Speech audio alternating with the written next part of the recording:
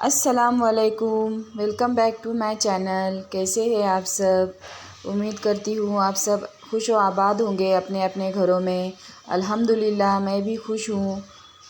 आप सब से काफ़ी दिन हो गए ब्लॉग कोई शेयर नहीं की थी। मैं इतनी मसरूफ़ियत थी कि बिल्कुल भी टाइम ही नहीं जमा कि मैं आपसे कुछ शेयर कर सकूं। तो इसलिए मैं सोची चले अभी मुहर्रम है और मैं फ़ातिहा भी दिला रही हूँ मुहर्रम के, तो मैं सोची आपसे रेसिपी शेयर कर लेती हूँ और आपसे थोड़ी बहुत बात भी कर लेती हूँ। इसी बहाने से आपसे थोड़ी सी बात भी हो जाएंगी मेरी। काफ़ी दिन हो गए ना आपसे बिल्कुल भी कुछ भी बात नहीं हुई थी और रेसिपी भी कोई शेयर नहीं की थी। अब मैं बना रही हूँ चोंगे। मुहर्रम के इस पे स्पेशल डिश है ये हमारे यहाँ की ख़ास। बड़े शौक़ से सब खाते हैं और पसंद भी करते हैं। तो मैं भी ना चोंगे बनाऊंगी और आपको बताऊंगी कि मैं किस तरह से बनाती हूँ। सबसे पहले ना मैं चोंगे की रोटी बना लूँगी और फिर ये इसको अच्छी तरह से सेक लूँगी। और फिर सेकने के बाद में जो मैंने अभी ड्राई फ्रूट कट की थी ना आपके सामने, वही ड्राई फ्रूट मैं इसके ऊपर डालूँगी। किसा हुआ खोपरा और सब ड्राई फ्रूट जो भी कट की थी मैंने, काजू बादाम मनुके, ये सब हमें इस पर डालने हैं। और असली घी डालना है, वो तो मैं घर में ही निकाल लेती हूँ, देसी घी, वही मैं डालूँगी चोंगे के ऊपर। बड़े अच्छे लगते हैं, टेस्टी बनते हैं। मुहर्रम है इसलिए बना रही हूँ, वरना इस तरह से बीच में तो फिर ये सब चीज़ें नहीं बनती है। स्पेशल अगर घर में हो ईद वगैरह तो उसी वक्त बनती है। तो मैं सोची चले फिर आपसे रेसिपी भी शेयर कर लेती हूँ और कुछ बातें भी कर लेती हूँ आपसे। मुझे ना ब्लॉग बनाना बड़ा अच्छा लगता है और आपसे शेयर करना रेसिपी, इसलिए मैं करती हूँ। ये तो मेरा एक शौक़ है।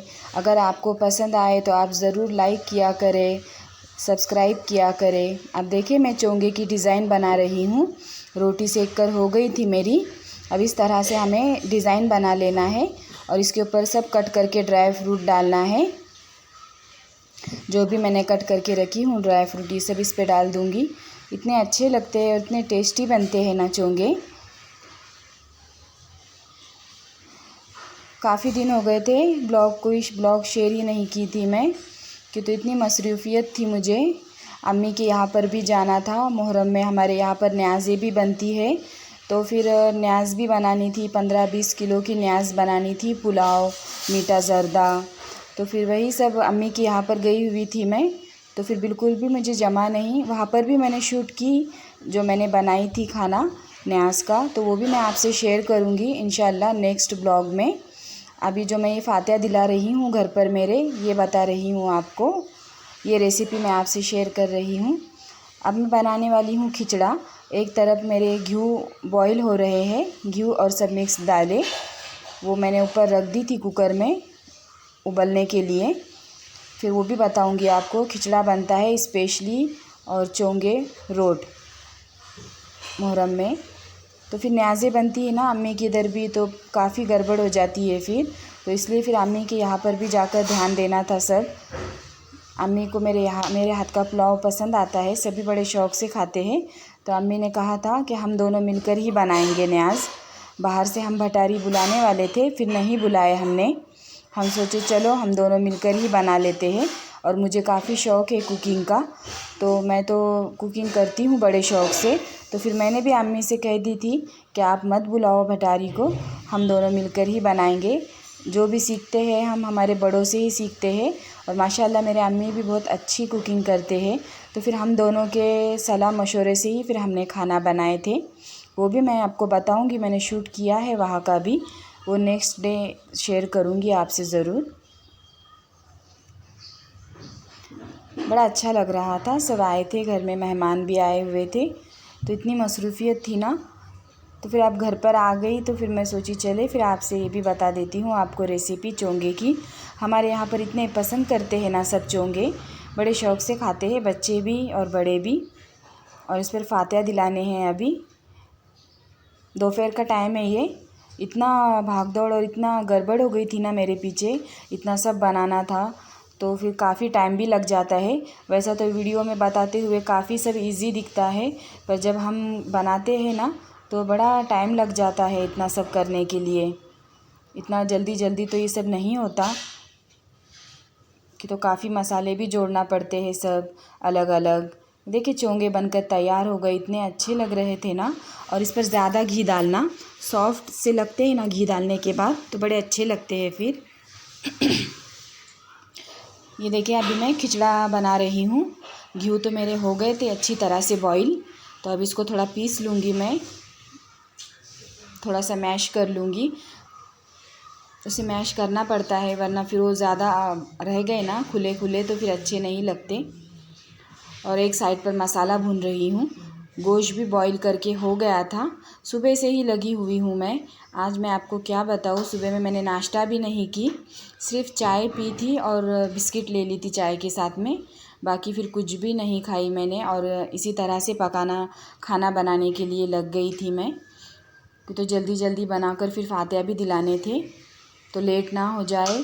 और इतना बड़ा खिचड़ा बनाना था ना कि तो मैं पड़ोस में भी देने वाली हूँ और मेरे सास के यहाँ पर और मेरे अम्मी के यहाँ पर भी भिजवाऊँगी, तो फिर ज़्यादा ही बनाई थी मैंने।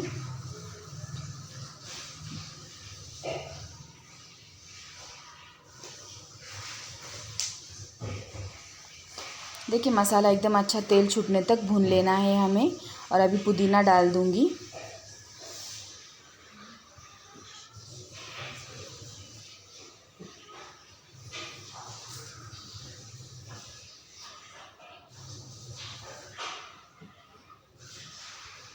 अभी गोश्त डाल दूँगी और अच्छी तरह से भून लूँगी इसे।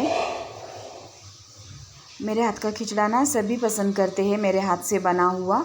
घर में अम्मी को, भाई को, सभी को पसंद आता है, इसलिए फिर मैंने ज़्यादा ही बनाई थी।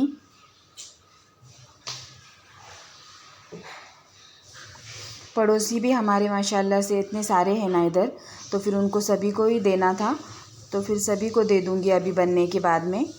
वरना फिर अगर हम सिर्फ फैमिली होते ना खाने वाले तो फिर इतना ज़्यादा नहीं बनाती मैं, थोड़ा सा ही बना लेती, तो इतना ज़्यादा मसाले भी नहीं जोड़ना पड़ते। और अगर अभी सबको देना है ना तो फिर इतना बड़ा भगोना चढ़ाई थी और इसमें फिर इतना टाइम गया ना मेरा, इतना सब मसाले जोड़ते हुए पीसते हुए काफ़ी मुझे टाइम लग गया था।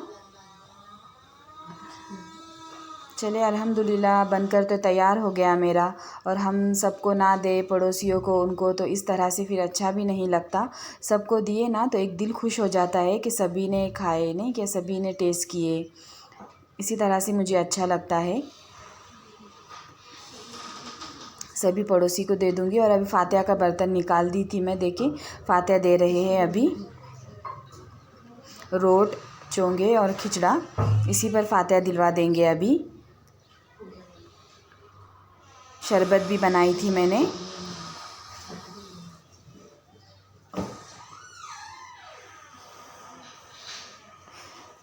इतनी भूख लग रही थी ना, आपको क्या बताऊँ, सुबह में सिर्फ चाय पी थी। अभी दोपहर के 3 बज गए हैं, अभी बैठेंगे खाना खाने के लिए।